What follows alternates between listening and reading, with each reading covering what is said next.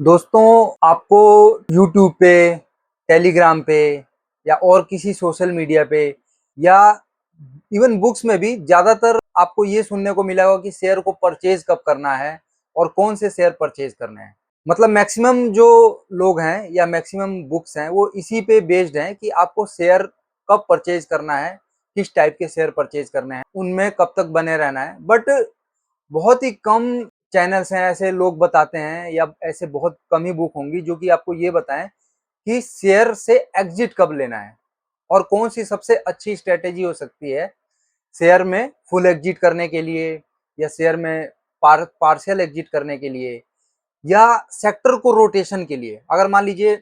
1-2 साल से कोई सेक्टर परफॉर्म कर रहा है बट अब कुछ टाइम से अब उसने परफॉर्म करना छोड़ दिया है, उसके बदले कोई नया सेक्टर आपको लग रहा है कि वो परफॉर्म अच्छा कर रहा है, तो आपको कौन सा ऐसा टाइम है जिसमें कि सेक्टर को रोटेट करना है, मतलब अपना पैसा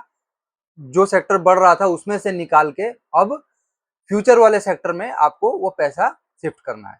तो ये सब चीजें पता होनी चाहिए और ये तभी आपको इन चीजों की नॉलेज होगी जब आप उसमें महारत हासिल करेंगे। तो ये देखिए, ऐसे दोस्तों बहुत सी ऐसी चीजें हैं जो कि हमें बताती हैं कि शेयर में से हमें एग्जिट कब लेना है।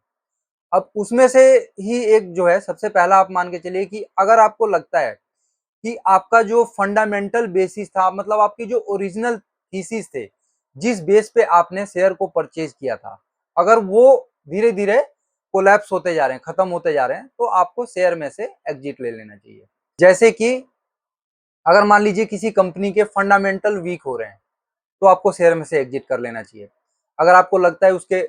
आरओसी, पहले हाई आरओसी थी, आरओई हाई थी, डेट इक्विटी कम थी, अब अगर आपको लग रहा है कि आरओसी आरओई कम होते जा रहे हैं, डिक्रीज होते जा रहे हैं, डेट इक्विटी उसका मतलब जो इक्विटी के अकॉर्डिंग जो डेट है कंपनी का वो बढ़ता जा रहा है,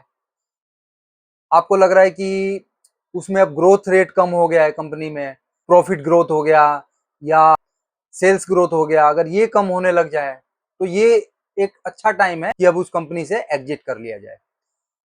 उसके बाद क्या है कि आपको मैनेजमेंट का रुख देखना पड़ेगा कि मैनेजमेंट का काम कैसा चल रहा है। अगर मैनेजमेंट की होल्डिंग लगातार बढ़ रही है तो आप उसमें शेयर में बने रहिए। अगर आपको लग रहा है कि डे बाय डे जो प्रोमोटर हैं, कंपनी के प्रोमोटर हैं, उनकी होल्डिंग ही डिक्रीज होती जा रही है बिना किसी वजह के। एक वजह होती है कि अगर इंस्टीट्यूशनल होल्डिंग बढ़ रही है या एफआईआई मतलब फॉरेन इंस्टीट्यूशनल इन्वेस्टिंग जो है वो अगर बढ़ रही है, या डीआईआई मतलब म्यूचुअल फंड या अपने देश में जो बड़े फंड्स हैं, हाउसेज हैं, अगर ये अपनी होल्डिंग बढ़ा रहे हैं तो ठीक है, इनकी स्टेबल है, या की होल्डिंग जो है वो डिक्रीज हो रही है और उसी में फिर प्रोमोटर की भी होल्डिंग डिक्रीज हो रही है, तो ये फिर आपके लिए चिंता का विषय है कि अब इस शेयर से आपको एग्जिट कर लेना चाहिए, या फिर अगर आपको आपने प्रॉफिट अच्छा कमा लिया है तो उसमें से पार्शियल एग्जिट कर सकते हैं।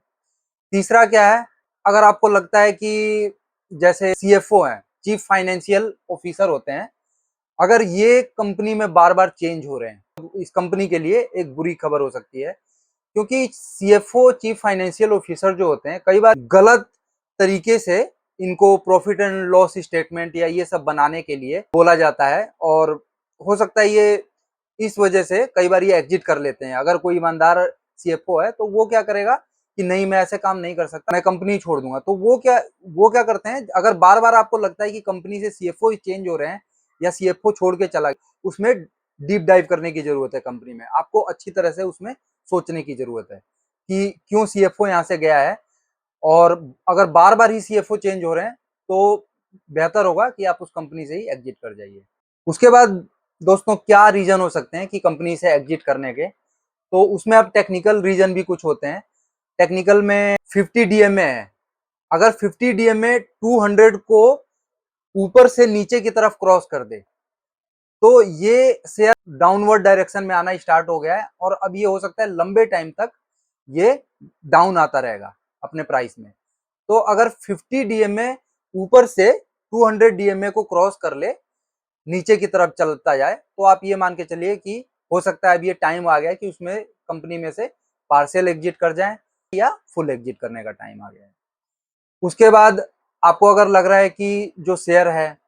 वो 250 डीएमए ये दोनों से ही नीचे चल रहा है, तो हो सकता है कि वो आपके लिए एक अच्छी सिचुएशन ना हो उस कंपनी के लिए। इन कंपनियों को बढ़ने में काफी टाइम लग जाता है, अपवर्ड डायरेक्शन में जाने में। अगर बहुत ही अच्छी बुल मार्केट है तभी ये सब इजीली क्रॉस कर पाते हैं, अदरवाइज वो डाउनवर्ड डायरेक्शन में ज्यादा टाइम तक बने रहते हैं, अगर या तो कंपनी पे कोई अच्छी न्यूज नहीं आ जाती। तो ये सिचुएशन ऐसी है कि आपको, अगर कंपनी में आपने अच्छा खासा प्रॉफिट कमा लिया है तो उसको या तो आप आधा बुक कर लीजिए या उसमें से फुल एग्जिट कर जाइए। उसके बाद हमें ये भी देखना होता है टेक्निकल में कि और भी कई चीजें ऐसी होती हैं कि जैसे डीएमए हो गया, कि डीएमए जैसे 50 और 200 डीएमए को आपको देखना होता है। उसके बाद आपको ये देखना होता है कि अगर शेयर का प्राइस गिर रहा है और प्लस में वॉल्यूम बढ़ता जा रहा है, वॉल्यूम मान लीजिए 3 गुना 4 गुना ज्यादा बढ़ रहा है, तो ये फिर हो सकता है कि उसमें से इंस्टीट्यूशनल जो होल्डिंग है, यानी म्यूचुअल फंड की, एफआईआई की होल्डिंग डिक्रीज होती जा रही है। क्योंकि जब इतना बड़ा वॉल्यूम आता है, एक नॉर्मल वॉल्यूम से 3-4 गुना जब ज्यादा वॉल्यूम आना स्टार्ट हो जाए, तो आप ये मान के चलिए कि कोई बड़ा ही उसमें बंदा है या कोई बड़ा इंस्टीट्यूशनल होल्डिंग है जो कि डिक्रीज करते जा रहे हैं उस शेयर को। तो वो टाइम है, एक अच्छा टाइम है कि आप उसमें से पार्शियल एग्जिट या फुल एग्जिट कर जाइए। उसके बाद अगर मान लीजिए वैल्यूएशन कंपनी की बहुत इंक्रीज होती जा रही है, जैसे कि अगर पी रेशियो बढ़ता जाए, तो वो फिर हमें थोड़ा सा एग्जिट की तरफ हमें सोचना चाहिए। दूसरा, अगर प्राइस टू बुक वैल्यू लगातार बढ़ रही है, और ये प्राइस टू बुक वैल्यू किन सेक्टर में हमें ज्यादा ध्यान देना चाहिए, आप प्राइस टू बुक वैल्यू जो है बैंकिंग सेक्टर में, फाइनेंशियल सेक्टर में, प्राइस टू बुक वैल्यू उन सेक्टर्स में भी देखना चाहिए जिसमें कि मशीनरी और बिल्डिंग विल्डिंग का ज्यादा यूज होता है, क्योंकि ये बुक वैल्यू से ये कंपनियां जानी जाती हैं। तो इन कंपनियों में अगर प्राइस टू बुक वैल्यू लगातार बढ़ता जा रहा है, 3 गुना 4 गुना इससे भी ज्यादा हो गया है, तो फिर आपको थोड़ा सा देखना चाहिए, या तो इसमें से पार्शियल एग्जिट कर जाइए, या फिर अगर आपने अच्छा प्रॉफिट कमा लिया और अब लग रहा है कि वैल्यूएशन बहुत ज्यादा हाई हो गई है, तो आप क्या कर सकते हैं कि इसमें से फुल एग्जिट करके कोई सस्ती कंपनी मिल, सस्ती का मतलब कि वैल्यूएशन जिसकी कम मिल रही है, आप उसमें एंट्री ले सकते हैं। उसके बाद प्राइस टू बुक वैल्यू के अलावा आपको ये देखना होता है कि EV to EBITDA,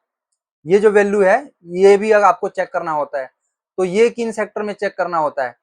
EV to EBITDA, ये खासकर ये सीमेंट सेक्टर हो गया, टेलीकॉम ओलिकॉम सेक्टर हो गया, इनमें ये सब चीजें देखी जाती है। तो अगर आपको लग रहा है कि बहुत ही ज्यादा बढ़ गया है ईवी टू एबिटा,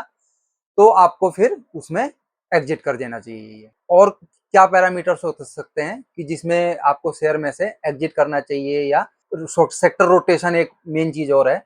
तो अगर मान के चलिए लास्ट 2-3 साल से कोई सेक्टर चल रहा था, अब जैसे 2020-21 के टाइम में, कोरोना टाइम में, आईटी सेक्टर और फार्मा सेक्टर बहुत अच्छा परफॉर्म किया था इन दोनों सेक्टर ने। उसके बाद उन्होंने 2022 में 23 में अगर देखिए आप, तो दूसरे सेक्टर आ गए थे उसमें, बैंकिंग सेक्टर था, और बैंकिंग सेक्टर ने अच्छा परफॉर्म किया था, और शायद टेलीकॉम सेक्टर ने भी अच्छा परफॉर्म किया था। तो वो आप ये क्या करते हैं कि उसमें से निकल के, आईटी और फार्मा से आपको निकल के, और उन सेक्टर में अगर लग रहा है कि यहाँ पे आप ग्रोथ के चांसेस ज्यादा रहे, तो उन सेक्टर में एक अच्छा टाइम होता है सेक्टर रोटेशन करने का। 2024 में अगर आप देखिए देखें, तो पीएसयू सेक्टर अच्छा बढ़ा था, रेलवे सेक्टर अच्छा बढ़ा था, डिफेंस सेक्टर अच्छा बढ़ा था। डिफेंस इवन अभी भी अच्छा परफॉर्म कर रहा है, खासकर जब से इंडिया पाकिस्तान की लड़ाई हुई थी उसके बाद से डिफेंस ने और अच्छा परफॉर्म किया, 20-30% इस लगभग पूरे सेक्टर ने ग्रोथ दी है। तो ये कुछ चीजें हमें देखनी होती है कि किस टाइम हमें सेक्टर को रोटेट करना है, यानी जिस सेक्टर में अगर लग रहा है कि अब इसमें स्टेग्नेशन आ गया है, मतलब ये रुकावट सी आ गई है, अब ये सेक्टर परफॉर्म नहीं करेगा, तो उस सेक्टर में से हमें निकल के दूसरे नए सेक्टर में जो कि परफॉर्म करने वाला है, फ्यूचर में आपको लगता है कि ये परफॉर्म करेगा, जैसे अभी नेक्स्ट फ्यूचर में अगर आप देखा जाए तो ईवी सेक्टर एक अच्छा सेक्टर साबित हो सकता है, एआई है, एआई में परफॉर्मेंस दिखा सकता है। तो इन सेक्टर में हम थोड़ा सा अपना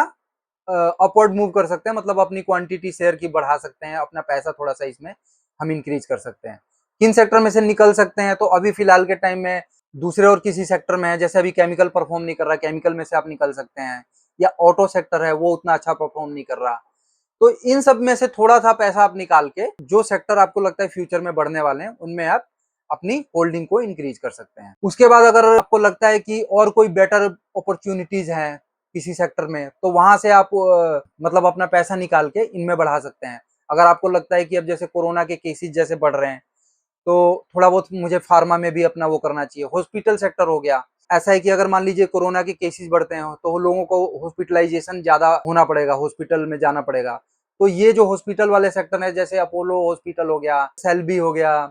फोर्टिस हो गया, तो ये इनमें हो सकता है कि ये हॉस्पिटल सेक्टर अच्छा परफॉर्म करने लग जाए। तो आप क्या क्या कर सकते हैं, अपनी होल्डिंग हॉस्पिटल में थोड़ा सा बढ़ा सकते हैं। दूसरा आपके लिए बिहेवियरल भी होता है कि आपका बिहेवियर कैसा है। अगर मान लीजिए मार्केट थोड़ी सी गिरी है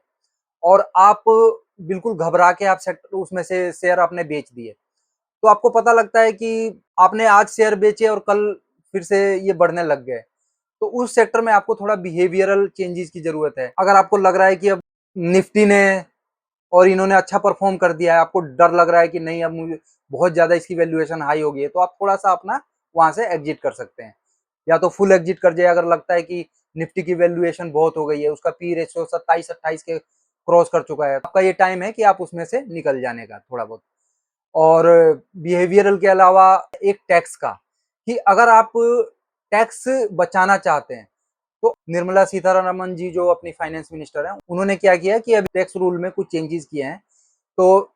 इसमें देखिए टैक्स दो तरह के होते हैं, एलटीसीजी और STCG, long term capital gain और शॉर्ट टर्म कैपिटल गेन। तो एलटीसीजी जो है आई थिंक 12% के अराउंड कर दिया गया है, और जो एसटीसीजी है शॉर्ट टर्म कैपिटल गेन है वो 20% के अराउंड हो गया है। तो आप अपने जो प्रॉफिट है उसका 20% देने से अच्छा है आप उस शेयर को 1 साल तक होल्ड रखिए, फिर आप उसको उसमें से एग्जिट कीजिए। उसके बाद एलटीसीजी जैसे लॉन्ग टर्म कैपिटल गेन है, तो उसमें 1.25 लाख 1,25,000 के ऊपर ही टैक्स लगेगा, मतलब 1,25,000 तक कोई टैक्स नहीं है। तो आप क्या कर सकते हैं कि लॉन्ग टर्म मतलब 1 साल से जो ऊपर आपने शेयर रखे हैं अगर वो बेचे हैं, तो आप ये देखिए कि मैं 1.25 लाख तक वो शेयर बेच दूं और बाकी में जो है वो रखे रहूं, तो उतना प्रॉफिट आप हर साल बुक करते जाइए। तो उस पर क्या है, आपको टैक्स भी नहीं देना पड़ेगा कुछ भी, और आपके पास थोड़ा बहुत प्रॉफिट भी आता रहेगा, प्लस में आप शेयर लंबी क्वांटिटी के लिए रखते जाएंगे लंबे टाइम के लिए। तो उस केस में आपका लॉन्ग टर्म कैपिटल गेन जो है वो लगेगा भी 1 साल बाद, तो 12% के अराउंड लगेगा। वहीं अगर आप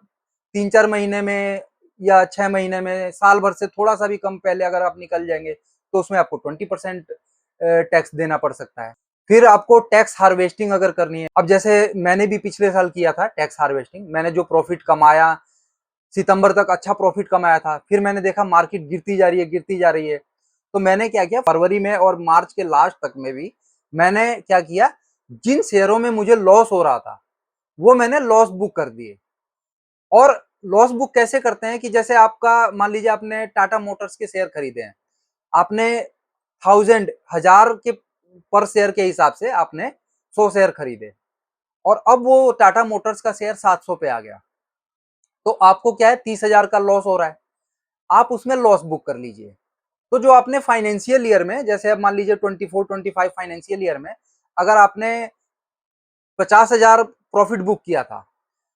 सारे शेयर्स का मिला के, और उसमें से 30,000 अगर आपने टाटा मोटर्स के शेयर बेच दिए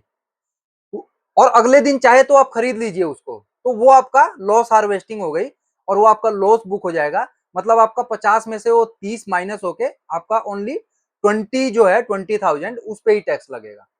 तो आप इस तरीके से भी अपना टैक्स बचा सकते, मतलब ये टैक्स बचा सकते हैं, और शेयर में से इस तरह से आप एग्जिट कर सकते हैं और उसको दोबारा परचेज भी कर सकते हैं। और अगर आपको लगता है कि शेयर अच्छी क्वालिटी का नहीं है, तो उस शेयर में से एग्जिट करके फिर आप दूसरे अच्छे शेयर में आप एंट्री कर लीजिए, या फिर किसी आपको लगता है कि सेक्टर रोटेशन करना है तो आप किसी अच्छे सेक्टर में जा सकते हैं। तो ये कुछ एक मेथड है जो कि हमें ध्यान रखने चाहिए शेयर एग्जिट से पहले, कौन सा टाइम बेटर है और कौन से शेयर में से एग्जिट करना चाहिए, कौन से सेक्टर में से किस टाइम एग्जिट करना चाहिए। तो ये सारी चीजें थोड़ा बहुत आपको नॉलेज मिली होगी इससे। तो दोस्तों मैं उम्मीद करता हूँ कि आपको ये वीडियो एग्जिट स्ट्रेटजी पे अच्छी लगी होगी। अगर आपको थोड़ा बहुत ज्ञान मिला है और थोड़ा बहुत अगर आपको लगा है कि कंटेंट अच्छा है, तो इस चैनल को ग्रो करने में मेरी हेल्प कीजिए, और इस चैनल को प्लीज़ सब्सक्राइब कीजिए, लाइक कीजिए और ऑल पे क्लिक कर दीजिए, ताकि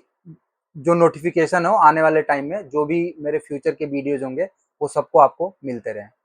थैंक यू फ्रेंड्स।